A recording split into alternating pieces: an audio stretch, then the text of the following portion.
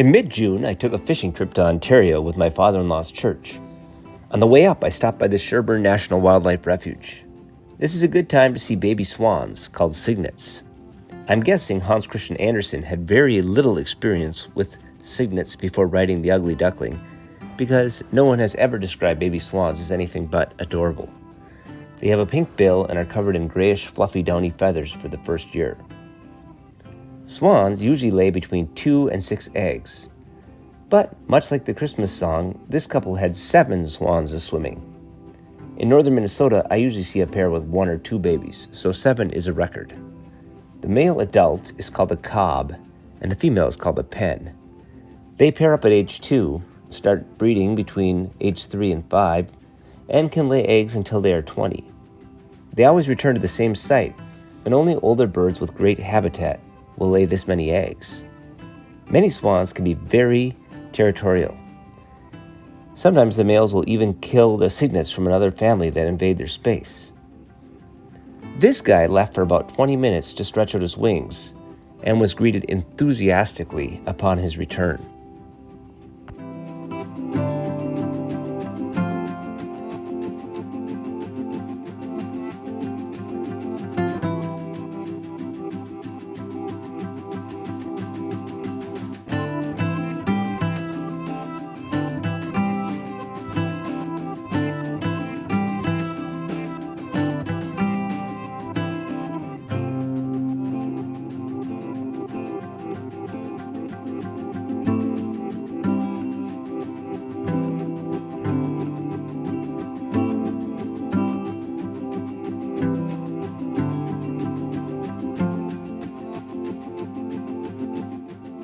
I had also stopped here to see the black terns, which nest in the floating vegetation in the refuge, and can be seen buzzing over the ponds eating dragonflies.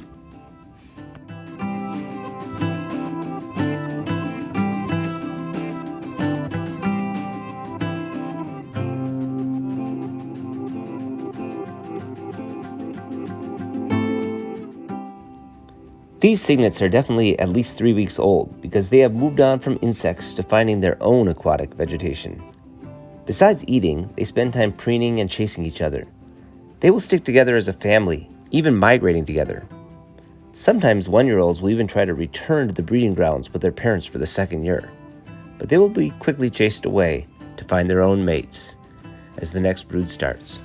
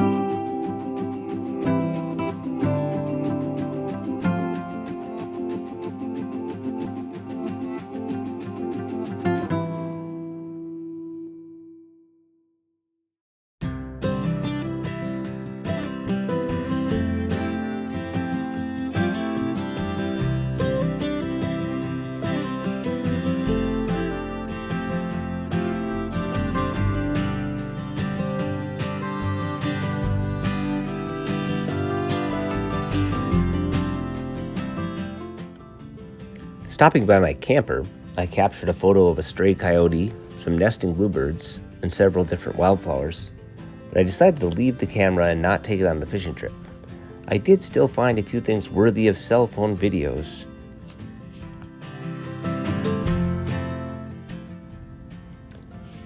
Like this large Canadian black bear on the shoreline.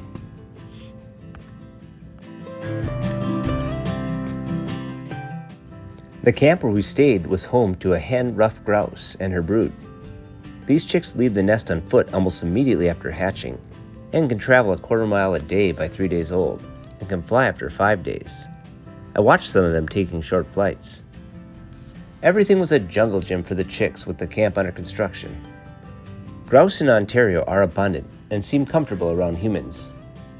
These chicks were constantly getting separated from their mother, sometimes up to 100 yards away. She was constantly counting those with her and calling out to those who were not, as they called for her. There were 7 chicks, so probably a few had been lost, as they can lay up to 15 eggs. They will stay with her all summer. The most significant movement will happen in the fall, when males will travel several miles to find their own drumming logs, and females will travel even further to find their own drummer. A year's hatch of grouse will shrink by 60% each year. So for every 1,000 birds born, only about 450 will make it to the fall, and then 10% more will die over the winter. The next year, the 400 birds will drop to 180, and then 80 in year 3, and only 36 in 1,000 grouse will live to breed a third time.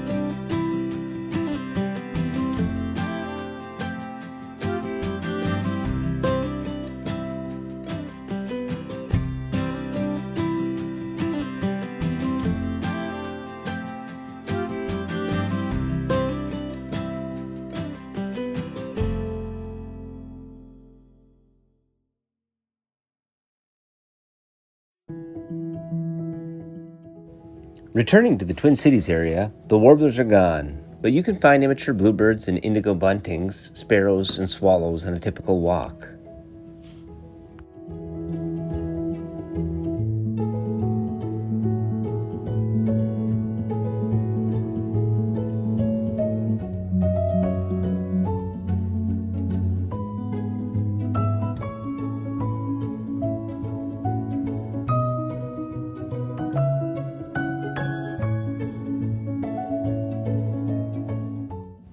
A week later, we were back up north again, and I finally captured the woodchuck that had been digging a basement for our shed.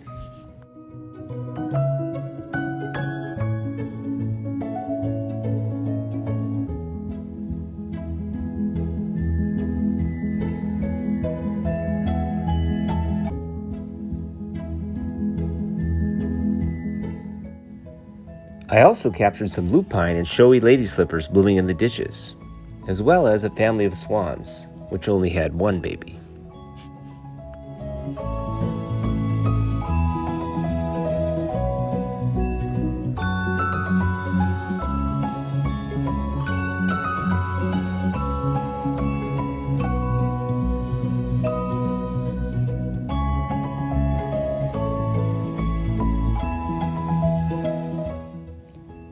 I also saw my first ever pair of nesting merlins. Every time they would arrive to the nest, they would announce their presence with this call.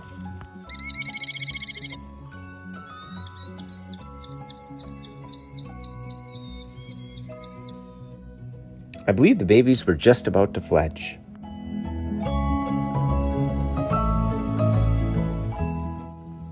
Sticking with the baby theme, I watched this painted turtle finally leave the concrete and find a sandy spot to lay 11 eggs.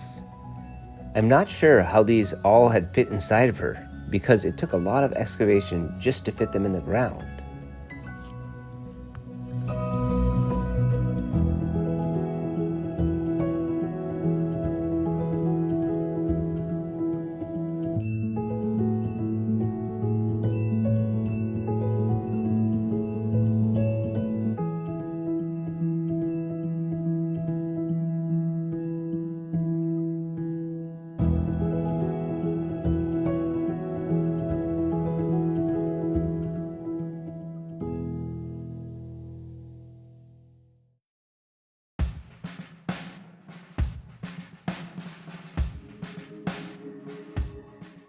We'll return to the nesting merlins, but the main focus for the rest of this video will be the baby loon.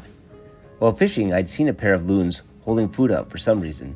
Suddenly, I spotted their very tiny baby. The babies leave the nest at 24 hours, and the parents will work together to care for them for the next 12 weeks.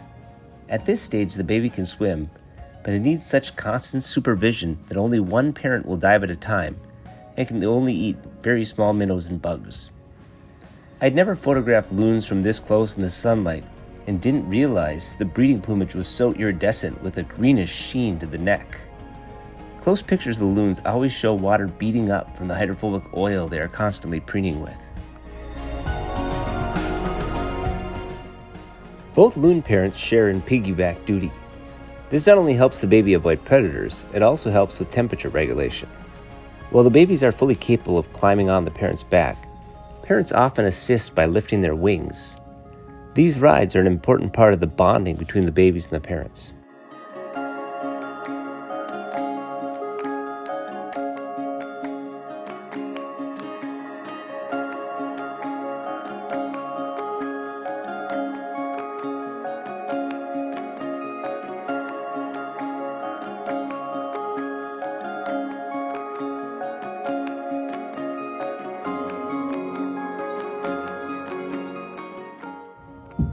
Finally got some photos of the merlin bringing a bird it caught to the nest. The merlin is slightly more fierce than the kestrel, and it can catch birds in the air. Last year, crows were using this nest of sticks, and it's in a tough location for photography. Speaking of tough to photograph, I'll take a break from our focus on babies to mention one new warbler this month. Not the Nashville, but the black-throated green warbler. They were everywhere in northern Minnesota. They are easy to find because they are steady singers. I guess somebody once counted one singing 466 songs in an hour. But the buzzy song seems to say, "Trees, trees, I love trees," which is appropriate because they are always high in the canopy and hard to see.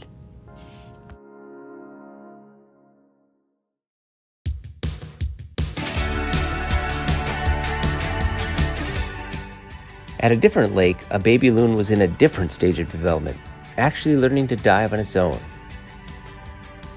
If you want good pictures of eagles catching fish, just listen to the loons. They let their baby know every time the eagle approaches the lake, which seemed like it was fairly often.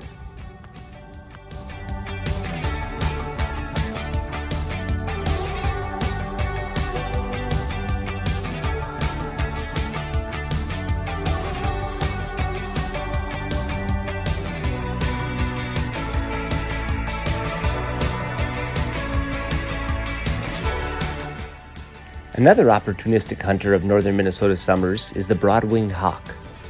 They eat reptiles, small mammals, birds, and sometimes even crayfish. This guy hunting from the power line could not be bothered.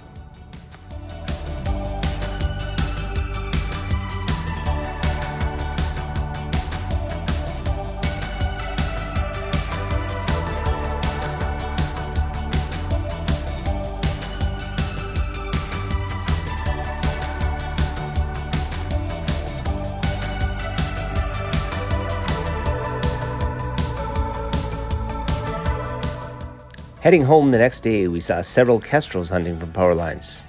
They are way less likely to stick around for a photo than the broad-winged hawk. I hope you have enjoyed all the babies and summer adventures. I leave you with the song of the common yellowthroat.